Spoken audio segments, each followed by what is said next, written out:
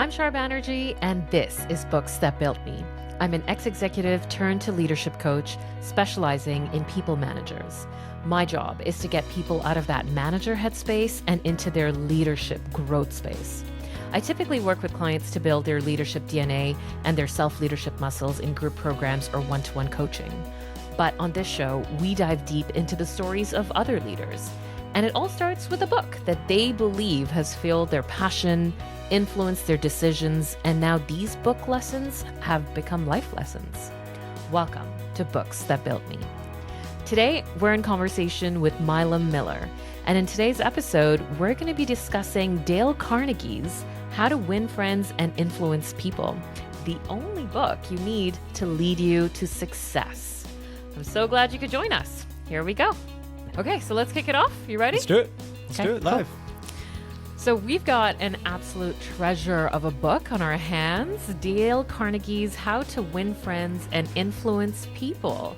So this book, it was actually written in 1936. It's a self-help book written by Dale Carnegie. There's over 30 million copies that have been sold worldwide, and it is truly one of the best-selling books of all time. And so even though it's been around for 80 years, the lessons in this book are just so relevant today as they were when they were first published in 1936. So for me, when I look at this book, it really is not just a book. It's a roadmap to mastering human interaction. It's a guide to unlocking the secrets of persuasion.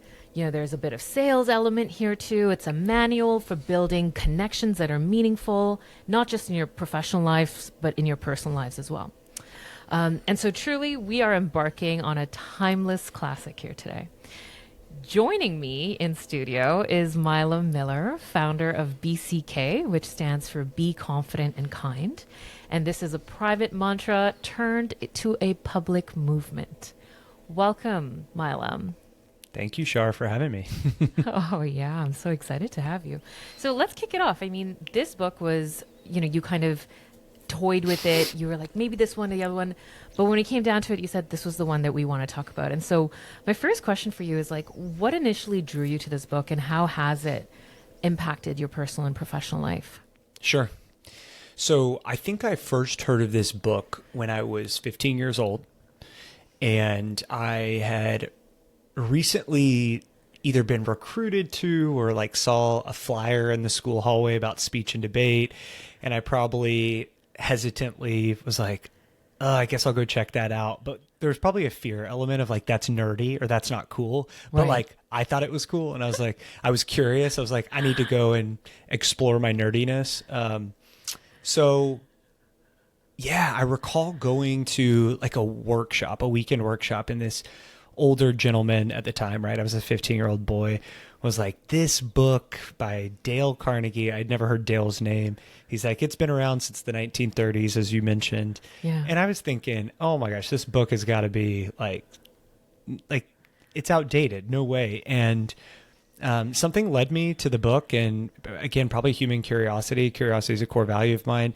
And I read it and I was like, oh snap, this is really applicable life advice, full stop. Oh, and so you felt that at 15. I did. I think because I was really fascinated by communication at the time, getting into speech and debate. And there was an organization that was not as speech and debate heavy, but that I got involved in called Junior Statesmen of America. And it was politically driven, but not one side or the other. The whole thing was let's fight apathy or indifference with care and with attention and with an opinion. And so I think I was trying to formulate my own opinions on things and just thought, let's give this book a shot. But really what I learned in the book was less about finding my voice and just more about connection as a fundamental principle. Yeah. Okay. So let's dive into that because, so for people who have not read this book, it is very easy to digest because of the way that he writes it. He's got parts, and then within each part, there are chapters. Yep. So for example, the parts are about fundamental techniques in handling people. That's one part. Another one's about 6 ways to make people like you. Another one is how to win people to your way of thinking. And the last part's about being a good leader. And so within each part, there's these tangible, tiny, like small sections of chapters, right? Yep. But full of stories. And I love that your biggest takeaway was around connection. Can you say more about that, especially as a teenager, right? Like that is such an interesting time to pick up this book. Sure. Yeah. Well, and I think as teenagers, because we've at our age now, Shar, we've been there, done that.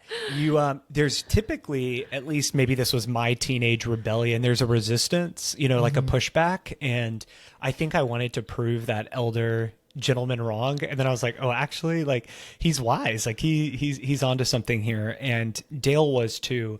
One thing I'd probably be remiss not to mention before I address the connection piece is Dale Carnegie grew up in the Midwest and moved to New York City to start teaching classes originally around speech giving, speech writing, Yes. public speaking, I guess simply put. And he realized in those classes that there was actually a deeper or yearning or need from the people that were signing up for them. And I think he even put it in the book somewhere, like he was appalled by his own lack of like humility around these really fundamental human principles. And so that in and of itself, I think was really humbling for me to be like, you know what, I have something to learn here. Yeah. And the parts, because the book is broken up into 4 parts, some learnings might be intuitive for some people. It might be like groundbreaking for others, but that's what I really like about the book is it offers up something for everyone. Yeah. And you and I were talking about this because the way I read this book is I opened it up, I flipped it out to a chapter that I thought sounded interesting. And it's a teaser, right? Like they say, okay, what's the fundamental technique in handling people? And he doesn't give it away right at the start. Like how some books give it away right at the onset and then they explain. He gets into storytelling. And he's That's like, right. here's an example, here's another example, story. And then he lands his point. So when I was reading this book, I had to go to the end of the chapter, read the point, and then start from the beginning. Sure. And, and one of the things you and I were talking about before we hit record is how when I read the bottom line, I thought, yeah, okay, I know that. Smile at people. Okay, I know that. Right. Like, be genuinely curious about other people. Okay, I know how to do that. Or like, of course I do that. And then when it's, so it seems obvious the lesson, but you go into the stories with him. And then you're in his brain of why it works and how it shows up. And here's another example. Here's a professional example. Here's a personal example. Here's an anecdote from another person. And I think that's when the complexity of how something so simple can actually be ground shatteringly good in your world. That's when like the light kind of just, you turn on the light. You can see it. Totally. Totally. I don't quote me on this, but I think he references Teddy Roosevelt the most of anyone in the book. And that gives you a snapshot in time of when it was written. But there's other famous people, Abe Lincoln, and I think he mentions JP Morgan, like other businessmen of that era. It's wonderful, but I think what is most resonant for me is those bottom lines that you mentioned, the key takeaways. So for example, I think one of his principles is begin with praise, like praise somebody. And it doesn't say like compliment them in a false way or like a pleasantry, but he likens it to a dentist wouldn't like start working on someone's mouth without Novocaine if they knew it was, there was some work to be done. It was like, and I just thought that was really funny. It's like, if I go to the dentist, I want to know that they're going to tell me, okay, I can tell you've been brushing and there's some work we need to do. And so I'm going to give you this. I'm here to help, and it begins with praise and then, kind of hits you with the facts. And so that's just an example that stood out to me. Yeah, and he does a good job with that. Even there was that one section on the bottom line was people talk to people the way they want to be talked to. And the analogy he uses is when you go fishing, you're not going to put a piece of food on the fishing line that you like. Right. You're going to put a worm, right? No cheeseburgers on the fishing line. No cheeseburgers on the fishing line. Yeah, he's really good at that. I feel, he really lands the point through these great stories. Totally. Another one that's coming up for me, similar to that, is when you lead with vocabulary or language like I'm going to prove you wrong.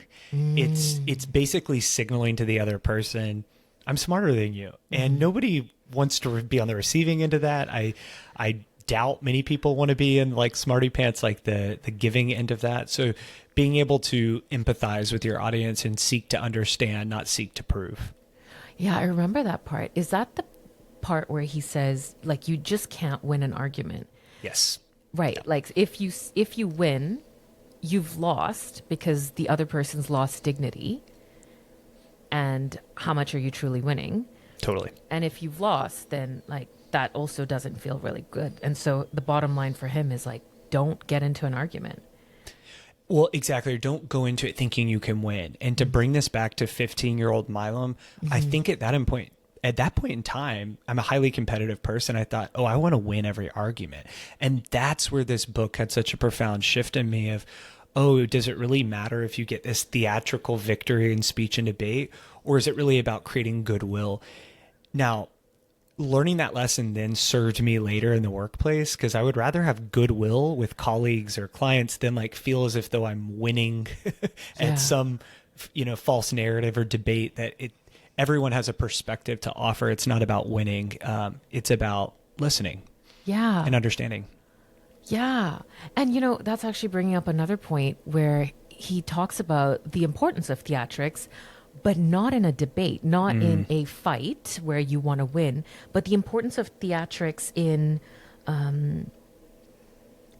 influencing change in others. Do you remember that part? Oh, yeah. Yeah. Well, in the subtext of the book is how to win friends and influence people. And I think that influence in a modern day context, we've gotten so lost on what that means. Influence is not manipulation. No. It is not at all. It's guiding people, guiding them, inspiring them to an outcome. And that's probably more of the persuasive piece. Influence is heavily correlated to persuasion, but you're not winning, right? They could very well be informed and still have agency to choose a different perspective, right? Or a different opinion. But the art of influence and persuasion is really, people who have it, it's really remarkable. And he teaches that in this book. I actually want to touch on this point because one of the critiques of this book in particular, or some of the advice that he gives, some critics argue that the advice can be manipulative. And so we've kind of touched on that. My question for you is, how do you personally distinguish between genuine relationship building to manipulation based on some of the principles that are outlined in this book? It's a really good question. I think it all goes back to intent, right? And if the intention is there to get to know somebody or to versus sell something to someone versus there's so many different, I feel like, intents that we go about on this planet, the Earth spinning on its axis. But I feel like Dale does a good job of talking about body language too and body cues and making it known, like, you can read somebody's intent. Like if they're coming at you with like a furrowed brow, they're probably like not coming to have a friendly conversation. But if you lead with a smile and ask somebody their name, then, maybe there's more of an opportunity for actual connection to happen in that moment. Yeah. And, talking about smiling, even if I think about this question and that section on smiling, the story that he had was there was a person who decided, he didn't say a word to anybody, but he decided that I'm going to smile every day and I'm going to make it intentional. And so he would give himself a little pep talk in the mirror before his day started. And he would greet his wife with a big smile. And then he would carry on his day. And the bottom line of his experience was the amount of joy that he had experienced in these first 2 months of doing that was, tenfold to all of the happiness that he'd experienced in the past year. And so even if it's not starting with, I'm going to smile because I'm happy, I think that thing that you said about body, it's like training your body to do something so that your mind can one day hope to catch up. Absolutely.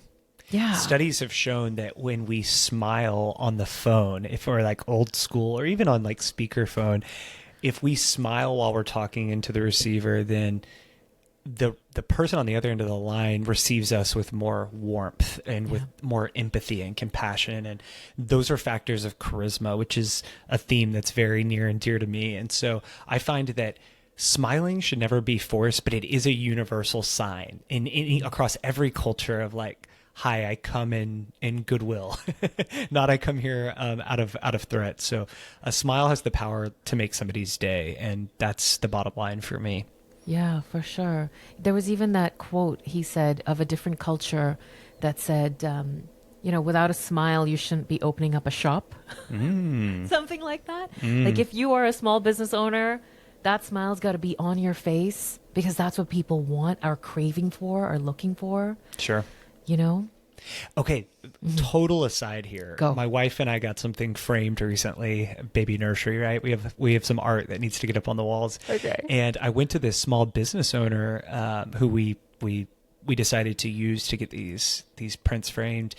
And I get it. We all have bad days, quote unquote, right? Okay. He may not have been having the best day, but I was in his shop, and my previous experience with the small business owner, he was almost trying to convince us not to frame with him. And we're like, we really want to shop local and support you in our neighborhood. And I couldn't understand. I was like, it was during the holidays before the new year. And I thought, oh, maybe he's just like burned out into year and like, wants to like coast into the new year. But this was this past weekend, right? Like the work has been done. It's February. And, I was just like so curious as to why he was apprehensive about doing it. And I got curious and I just started asking him questions. How long have you been doing this? 40 years, blah, blah, blah, blah, blah. Turns out he's about to go on vacation to Greece. And I could tell he was chomping at the bit to like get his work done and have us as customers pick it up. But I was so adamant about making him smile when I was in there. So I was just like, hey, where do you eat in the neighborhood? Is Rosedale Diner good? I saw they closed down. Like, where are you going to go now? And I felt like that cracked it. He was like, oh, I found out who's buying it. Funny you mentioned them though. That's who I'm going on vacation to Greece with. So it ended up being a really human moment. The family that just sold this diner is also going on vacation with him, and I felt that connection, and I know he did too. His facial features softened, and all it took was that curiosity. There was no intent behind it. I was already a paying customer, right? Like there was nothing more. I wasn't trying to sell him anything. I was just trying to get my frame picked up. But I love those moments of humanity on this planet, and I feel like Dale's book can help all of us, remind us of skills, tactics, techniques to find those moments of human connection. Yeah. And so much of what you said reminds me of a story where he had met somebody at a party and that person had a career that was completely different to his own. And Dale just spent the evening asking him questions and getting super curious about his line of work. And the whole conversation came to an end with the receiver, the person he was speaking with, who gave a compliment to Dale to say, you are an excellent conversationalist. And in the book, when he recalls the story, the funniest part is he says, I shared nothing about myself. And I was complimented as a great conversationalist. And that's the craziest part to this whole thing, is this level of listening. That's right. Where this other person feels so heard that they feel like they were in an exchange of sorts. Isn't that wild? Well, and I love how you put that, an exchange of sorts, because I know Dale, one of his big things is be genuinely interested in the other person. If you're going to ask, like, stick around to listen. Yes. We live in a very distracted society now. We have our phone vibrating in our pockets, or maybe a wearable watch, something pinging us. It's, I think, so critical more than ever to become genuinely interested in others. He goes on to say other things like talk in terms of the other person's interest. And I do think there are some points I would challenge of Dale's around like wanting to be liked. But I think universally I see in Instagram culture, TikTok culture today, they talk about everyone loves talking about themselves, sure, but it really should be an exchange, and we should work as humans to work on that conversational piece. Because sometimes when we're talking like this, like, Yes. in one ear out the other, as we're like texting and multitasking and doing a million different things. So I think there are some principles of Dale's that could be modernized or pulled into this this modern day society. Let's go there, because this is such a fascinating twist to this book that was written in 1936, has obviously stood the test of time. Sure. But I am wondering if there are actually some interesting or relevant parts to be challenged in today's fast-paced digital world. What would you say, or what would you say is like the thing that has stood the test of time that will never change? Love and that. what actually what is in need of inviting some change into, because our world's not going to go back to the way it used to be. It's going to keep transforming, and we have to sort of like be ready for that. That's right. We have to evolve with it. So the principle that has stood the test of time, from my point of view, is remembering people's names. Yes. Dale says a person's name is the sweetest voice or the sweetest compliment they could ever hear, something to that effect. Yes. I think that has stood the test of time. Shar, Milam, like my parents gave me a very difficult name, and it means so much when people take a keen interest to learn how to pronounce it correctly and remember it. So that is, I think, really paramount. What I think needs to be evolved or modernized kind of in correlation with names is gender pronouns. Like that was not a thing in 1936. And I feel like it's becoming more widespread in corporate culture of I identify as he, him, and being curious about the other person. That's an example of a way in which we can take the fundamentals and build from it and enhance in a way that shows care towards the other person, the way they see themselves in the workplace or in the world. That's an awesome addition to the names alone, the personal pronouns that come with the names. And he's right. And, you know, it's also interesting at the back of the book, I was reading a little bit about Dale and the kind of courses he ran. It almost felt very male forward, male businessmen. And, Right. you know, they added it to say male, you know, men and women. But I wouldn't be surprised if in 1936, this was predominantly a guide for a specific gender. Totally. And that's changed, right? Like now that's completely different. And now there's the identity thing. And so I love that you said that's the fundamental, and we get to keep building on top. Absolutely. It's that coaching, yes, and the beauty Yes, of and yeah, the beauty of it. creation space. And so what about Instagram and TikTok and and all of that? Because that's going nowhere. Yeah. Yeah. Well, you know, in the creator economy that we live in now, anybody can be a Dale Carnegie. And I think that you bring up a valid point too, just about back then it probably was predominantly white male businessmen, right? Who thought they could become a JP Morgan or had aspirations to be a Teddy Roosevelt. Now we can just be ourselves. And so I think that there's space for a new user manual, which effectively is what this is. This self-help book is a user manual on human skills or interpersonal communication skills. I love thinking of it as like human relations. Like how do we relate to one another in a diverse society? And social media was initially intended for us to connect on those platforms. And yet I feel like it's creating disconnection because of either differing opinions or divisiveness. And I would love to see, especially as a core millennial like that was, you know, a founding father of Facebook, if you will. I hope that we can come back to, right, founding sister of Facebook, right? I hope we can come back to that. Hey, like, this is one world, one life. Let's be really intentional and human in our relationships and connections. Yeah. And you know, I do see ways that people are trying to create community, connection, collaboration through platforms like this, and they recognize that when it's only one-sided, it's just not as meaningful or as real to the recipient. And so I'm with you on the intention with which it was created is not fully present here. And I can sense that there's a craving to go back to that connection piece. Absolutely. I think I can't speak on behalf of Dale, but I suspect that's probably what he would want, right?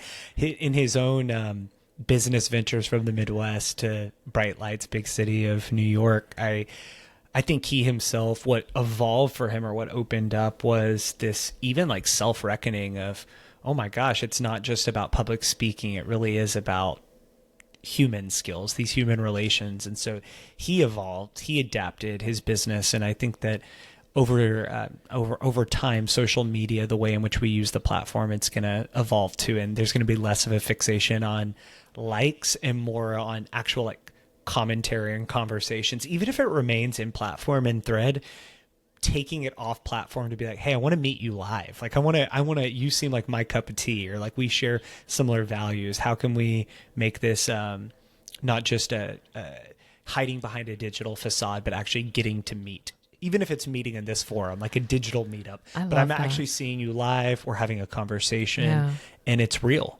Have you done that? I've met a lot of people actually off social media. Totally. Wow. I'm not afraid to slide in someone's LinkedIn DMs. I feel like sliding in Graham DMs. I don't know. I'm a married man. It's a joke, obviously. But no, I think it takes a lot of bravery and boldness to say, I really admire how you're choosing to show up in the world, or that opinion piece was really resonant for me or struck a chord.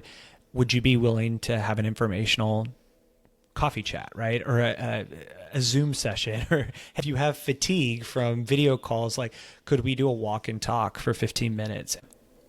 You know, this is such a great point, because in spaces where I am live and I'm in the audience and there's a speaker or a workshop and there's somebody generally speaking to a sea of faces, I make it a point to stay after, to go up to them and to thank them.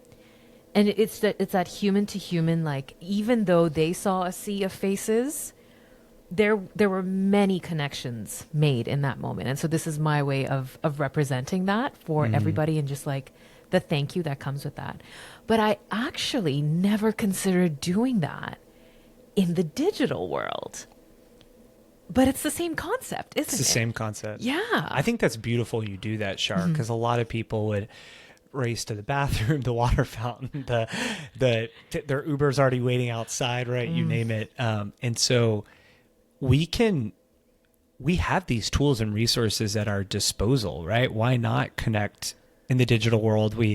You can invite somebody to connect on LinkedIn. I think you have 200 or 300 characters, and send a short, personalized, intentional note and say, here's why I want to get to know you. Are you open to it? And it's an invitation, like most things in life. They can say no thank you. They can maybe never see it, right? I hate assuming the worst in humanity, because oftentimes we get in our own head and we think it's us when it rarely ever is. It's everybody's busy and just trying to figure it out. And so whenever people do see it and do respond, it's the best feeling. It's like we both feel seen. I love that you believe in people. I get a lot of crap on LinkedIn. A lot of crap. It's hard for me to trust an inbox invitation because the amount of sales that happens on LinkedIn. Sure. And I think, having been on the selling side, wanting to bring more humanity to selling, when that was my role in the corporate world, was very important to me. I think this book, Dale Carnegie's book, helped establish that foundational knowledge back when I was 15 of like, I want to get to know their dog's name, right? Yeah. Like, I care if we're going to enter into any sort of partnership or relationship as client customer. And I do get crap too. I'd be like, it'd be a lie if I said I didn't. But I also think those are the people that I owe it takes me 2 seconds to say, thank you so much for reaching out. After careful consideration, now isn't the right time. And either if I want to stay in touch, I say, let's keep in touch, let's connect, and please keep in touch. If I feel like it's a robot, quite frankly, and like a robocall, I'll just be like, no, thank you, not at this time, done. And if they don't respect that boundary, then of course I know it's not a real human. Exactly. And they haven't acknowledged it. But the ones that are actually trying to make it in the world, I know what it's like to have been in their shoes. And I feel like giving a human response is treating them with dignity and respect they deserve. Wow. And that is so beautifully said, and so in keeping with the kindness and the humanity that you represent in your brand and the work that you're doing. Thank you. Yeah, that's a great practical example of not letting your own humanity pass you by with the assumption that there's, I don't know, a bot on the other side. That's right. Yeah. Shar, kindness is a choice. It is tough. So there true. are some days I feel like I'm at my wit's end. Like it's hard to choose kindness, but I feel like in a world where we can be anything, kind is a great thing to choose to be. I love that. That should be a chapter in this book. If there was another version of this book that could come out, that's definitely got to be in there. Well, funny you say that. I'm in the process of writing a book. It's supposed to be published this fall if I can keep my act together. Not get my act together, but keep my act together. You got this. You got it. Yeah, that's right. Definitely by end of 2024. Thank you for the encouragement. I need it. I want it. The book is called The Charisma Craft, and it is fundamental to the work we do at BCK. There are 2 toolkits that will be in the book, a confidence toolkit, and as you mentioned, a kindness toolkit. And the thesis is really simple, Shar. We all possess charisma. Just like we are all creative, we all have the power to be charismatic. We just have to craft an authentic style. And by using the tools in your confidence toolkit, things you are competent in, and using tools in your kindness toolkit, things that show self-compassion first so we can be kind to others as well, is what makes you attractive in a charismatic sense, not in a physical, lusty, like Gen Z riz. Like, we need to redefine charisma. Charisma is about human connection and attracting the good in humanity. And so that's what I'm hoping to do. And I'm grateful for people like Dale who blazed a trail before me for me to follow and try to modernize and adapt learnings. I love that. And you are that magnet that the world needs. So looking forward to this book, looking forward to reviewing the toolkits. I love Takes that. one to know one, Shar. So you're a magnet too. Thanks, friend. Yeah. So I get it. I get why you picked this book. I understand it so deeply. It's so inherent to your being. Thank you. And I thank you so much for picking this book and discussing it with me. Some of our listeners are also always having, it's just that curiosity of, oh, this is a good book. This is a good book. But if you like this one, what other one really influenced you and grew you? Can I pick 2? Yeah. Ooh, challenge. So Shoe Dog is just such an exhilarating ride. Phil Knight. I've always loved the brand Nike for what it stands for. Just do it. And I keep telling myself on my own book writing journey, just write it. Like, the world needs to hear it. Just do it. So Shoe Dog would definitely be up there. But a book that really changed my perception of athletes, given my past background working in professional sports, was Open by Andre Agassi. Okay. So for any tennis fans out there or people who love memoirs, autobiographies, it's a little bit different than Phil Knight's, which is business focused. This is performance focused, and it talks a lot about inner critic, self-doubt, everybody's favorite word, imposter syndrome, right? This was a Grand Slam winner, and yet he didn't feel worthy to be playing professional tennis, loathed the sport. So all that to say, I found it to be a really open portrayal of what it's like to compete at the highest levels, and it made me want to be open just in life, like with my journey and myself, just be the most authentic and aligned version of myself I can be. So if any of that appeals to you, check out Open by Andre Agassi. Sold. Like, sold. Definitely getting that book. That's so interesting, fascinating. Thank you. Thank you, Milam, for being here. This has been such a joy. And, I can't wait to talk to you next, actually, about your own book, hopefully on this podcast. Yes. Next year, we're doing it. Let's book it in Feb 12, 2025. Let's do that. And see what happens. That's a great idea. Yeah, right? Same time, same place. I'll see you there. That's right. I love it. Can't wait. That's it for this episode of Books That Built Me. If you've enjoyed the episode, please take a moment to leave us a review. It really helps support what we're doing here. Thanks for listening, and you can always find me on my LinkedIn at Shar Banerjee. If you're dealing with a leadership challenge, I would love to hear from you and have you join our incredible community. And of course, I will talk to you next Tuesday on a brand new episode of Books That Built Me.